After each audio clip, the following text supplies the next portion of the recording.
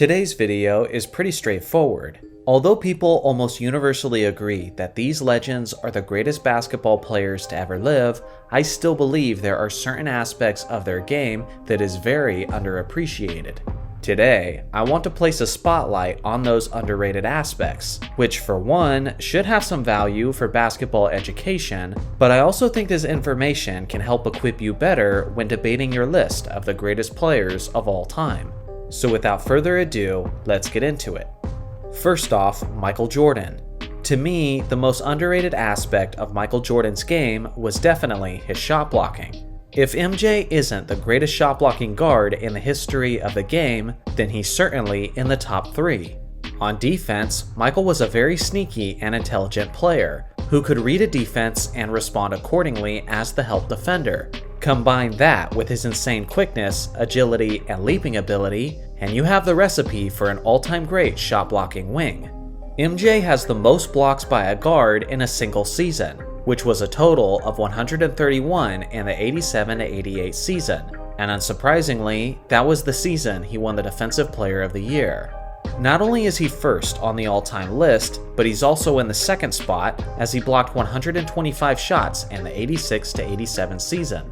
When people argue between Michael Jordan and LeBron James, this is an aspect that usually goes under the radar. Sure, LeBron certainly has the more famous shot-blocking highlights, but contrary to popular belief, Jordan actually blocked more shots per game over the course of their careers, regardless of the fact that he's 3 inches shorter and plays a perimeter position.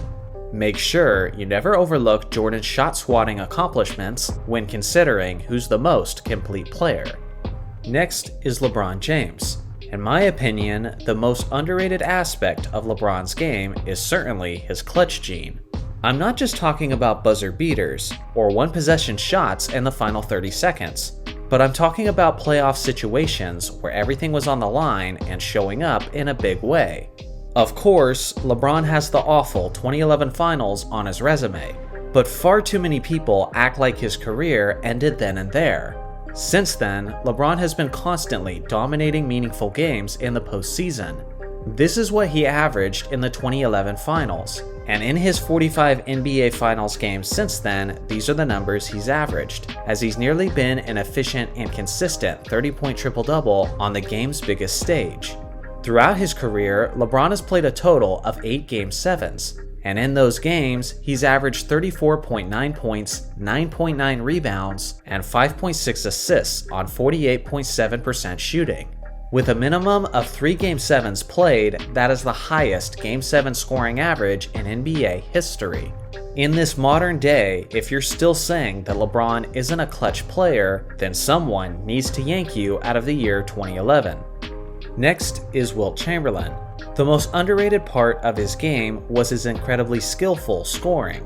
Everybody knows this Goliath-like figure was a remarkable blend of strength and athleticism, as he averaged as high as 50.4 points in the 1960s. But often the misconception that people make is that Chamberlain dominated the game simply using brute force, similar to how Shaq did it in the early 2000s, but to an even more dramatic extent. Although Wilt was certainly capable and would occasionally overpower players, he also had one of the greatest fadeaway jump shots in the history of the game. Imagine Dirk Nowitzki's unstoppable fadeaway, but instead of it coming from a 7-foot player with a 7'3" wingspan, it was coming from a 7'1" player with a 7-foot 8-inch wingspan. That was what Wilt Chamberlain was doing in his prime. Not only is there complete compilation videos of him doing that shot, but there are numerous testimonies of Wilt dominating entire games almost exclusively with his jump shot. Next up, Kareem Abdul-Jabbar. Just like Michael Jordan, Kareem's most underrated skill was his shot blocking. When it comes to the captain, everyone wants to talk about how he was the NBA's all-time leading scorer for many years, and about his iconic sky hook. But what is often overlooked is the fact that he was one of the greatest rim protectors to ever live, as he was officially a league leader in blocks per game in 4 separate seasons, getting as high as 4.1 in 1976. Not only did Kareem used to be the NBA's all-time leading scorer, but he should be the league's all-time leader in blocked shots as well. The reason for this is because the NBA didn't start tracking blocked shots until the 1973-74 season, which means that the first 4 years of Kareem's career, his blocks did not count towards his total. Over his career, he averaged 199 blocks per season, and that includes his twilight years where he was playing less minutes. So even by a conservative estimate, Kareem presumably would have been the all-time leader over Hakeem Olajuwon. With that being considered, I'm very comfortable suggesting that this is a part of his game that doesn't get enough shine. Next, let's take a look at Magic Johnson, whose most underrated skill was his ability to score at will. Magic was a savant with the basketball, as he's arguably the greatest passer that the game of basketball has ever seen. This was his bread and butter, and he's famous for being the successful, flashy leader of the Lakers' Showtime offense.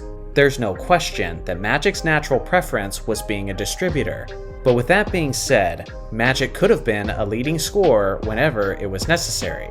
He was very reliable with his back to the basket, as he used his size over the smaller guards to be a fantastic post scorer. He also had a very dependable baby hook shot, which he used frequently throughout his career. Magic had 6 games in his career where he scored at least 40 points, and specifically in the 1987 NBA Finals, he led all players in points, outscoring even the legendary Larry Bird and Kareem Abdul-Jabbar, as he averaged 26.2 points over the series while still getting 13 assists per game. The 89-90 season was the first year after Kareem Abdul-Jabbar's retirement, and because of this, Magic had to take on a heavier load as a scorer, and he did that extremely well. In the 1990 postseason, Magic averaged 25.2 points per game, which was the 3rd highest scoring average of all players in those playoffs, trailing only Michael Jordan and Patrick Ewing. If he wasn't so unselfish as a giver, he likely would have been one of the best scorers from the 80s. Of course, we gotta follow up Magic with Larry Bird. Honestly, it's hard for me to pick Bird's most underrated trait between his rebounding and his defense, but I think I'll have to give the slight edge to his defense. Now don't get me wrong, Bird was not a defender on the level of Dennis Rodman or Scottie Pippen, but at the same time, you wouldn't be wrong if you described him as one of the elite defenders of his era. A lot of people make the mistake of assuming Larry was a below-average defender, probably because on the surface level, he looks like a slow and unathletic player, but it couldn't be further from the truth. I would argue that hustle and effort are the most important qualities of an elite defender, and Bird played with both of those attributes every time he set foot on the court. He may not have had the quickest feet, but he had extremely quick hands, as he averaged an extremely impressive 1.7 steals over the course of his career, as he was regularly among the league leaders in steals per game. One of the most impressive performances in Bird's career was in 1985 against the Utah Jazz, when he nearly got a quadruple-double, pouring in 30 points, 12 rebounds, 10 assists, and a whopping 9 steals on 59% shooting. One other key detail, Larry didn't even play in the 4th quarter of that game, because it was a blowout. If Larry had stayed in the game, not only could he have got a quadruple-double, but he may have set the record for the most steals ever in a single NBA game. For his career, Larry made a total of 3 All-Defense teams, and he was 3rd overall in the Defensive Player of the Year voting in 1983. And even the defensively legendary Tim Duncan has never finished higher in the Defensive Player of the Year race than Larry Bird has. So if anyone ever makes it seem like Bird wasn't a good defensive player, quickly educate them on how little they know about basketball in the 80s. Next, let's take a look at Bill Russell. To me, easily the most underrated part of Russell's game was his leaping ability. For some reason, everybody talks about the incredible athleticism of Wilt Chamberlain, yet Bill Russell's jaw-dropping ability becomes somewhat of an afterthought.